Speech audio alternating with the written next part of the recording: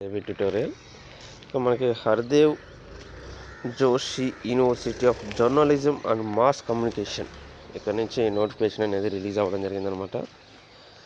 ఈ యొక్క నోటిఫికేషన్లు వచ్చే వాటికి మనకి వివిధ రకాల టీచింగ్ అండ్ నాన్ టీచింగ్ పోస్టులకు సంబంధించి ఇక్కడ అప్డేట్స్ అనేవి రావడం జరిగింది. మనం ఈ యొక్క వీడియోలో ప్రధానంగా లైబ్రేరియన్ జాబ్స్కి సంబంధించి ఇన్ఫర్మేషన్ అనేది తెలుసుకోవడం జరుగుతుంది. ఇక మనకు వచ్చేప్పటికి ఇది వచ్చేప్పటికి మనకి 2 జనవరి 2020 వరకు 22 అనమాట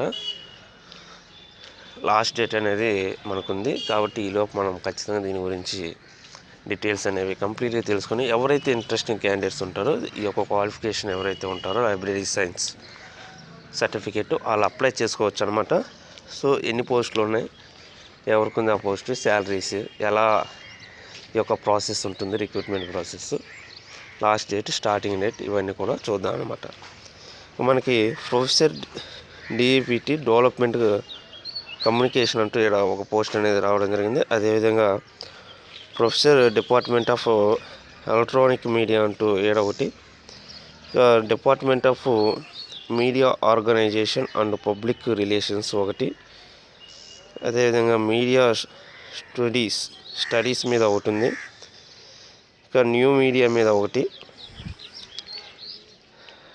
డెవలప్మెంట్ కమ్యూనికేషన్స్ మళ్ళీ 2, associate professor department electronic media 2, associate professor department media ఇది 2 అనమాట.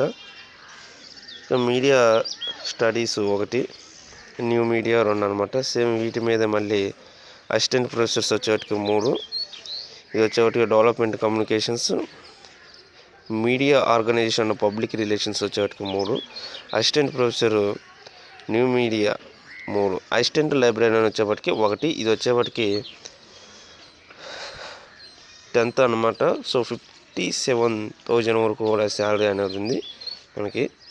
ఈ యొక్క పోస్టుకు సంబంధించి అన్రిజర్వ్డ్ అనేది ఉందన్నమాట. ఓపెన్, ఎవరైనా అప్లై చేసుకోవచ్చు ఓపెన్లో ఉంటే.